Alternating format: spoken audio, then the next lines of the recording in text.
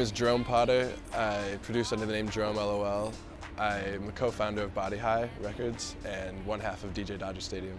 This is a project file for a song called House Track for Sam I made, and I pretty much made it all in the box in Ableton using the soft synths that come in Ableton, and so I thought it'd be a cool way to kind of intro, play the song, and then we can break it down.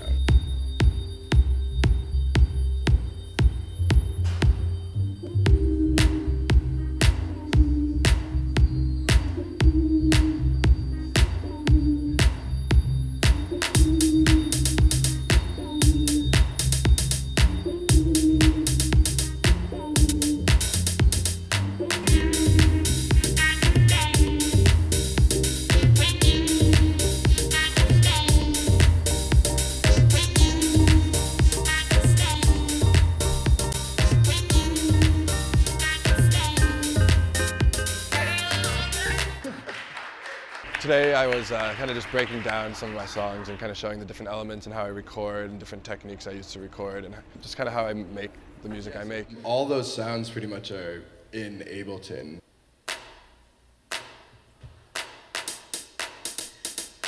So that's just the 909 kit that comes in Ableton 9 that I just sequenced. And then one thing a lot of people have asked me before is the vocal. That's just the vocoder in Ableton. I'll open up and show the settings, but that was just like an Adele acapella that I just kind of was messing with the vocoder settings and using it in kind of a non-traditional way.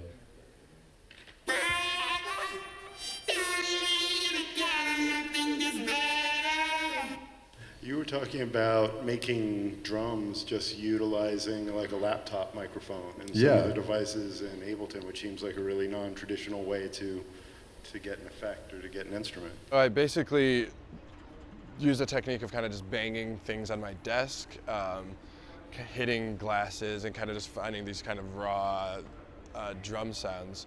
Then using the gates and setting the threshold around -12 dB, so to kind of cut out all the fuzz and haze of the room, the ambient sound, and so you kind of do get this crisp kind of drum sound. And then just playing with that and kind of pitching them up and down, adding reverb effects.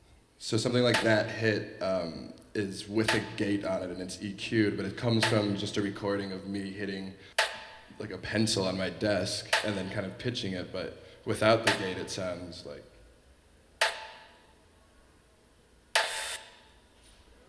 You can really kind of tighten things up and just playing with the gate and kind of taking out the sounds. So I'll play all the drums kind of together and you can hear them all together. So all those sounds are just hitting on the desk and kind of pitching.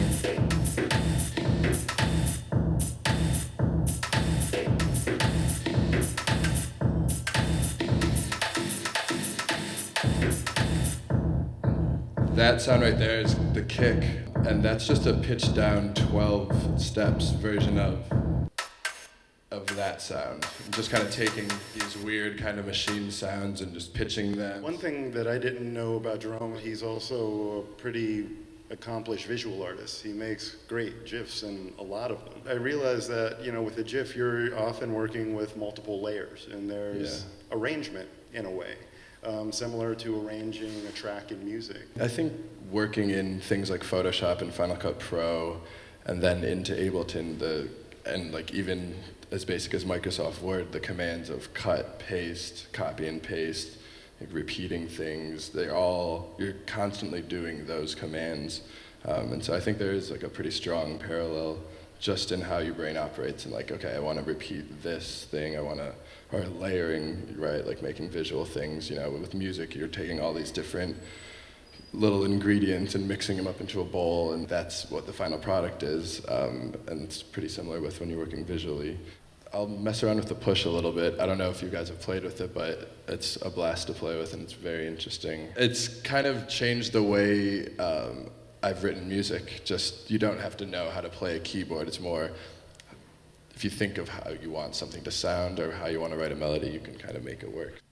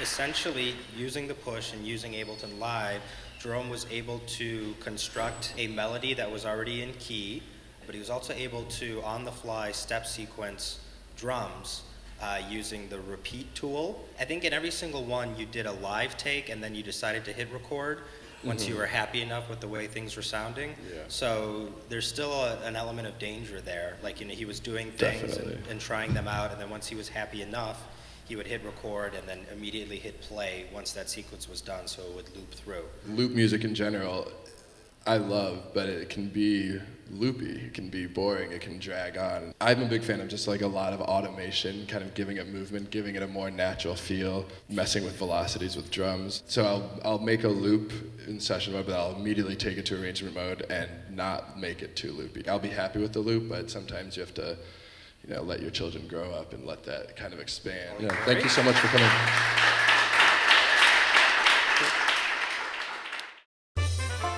Welcome to Dubspot. We believe in providing you hands-on experience right away.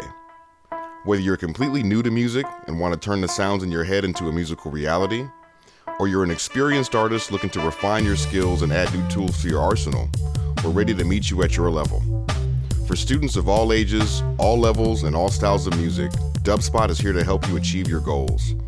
With course offerings both online wherever you are and at our school in the heart of New York City, we are ready to guide you through the next phase of your musical transformation. Whether you want to produce music, DJ, or do both, you've come to the right place. Come explore Dubspot for yourself. Become a part of our community and make music.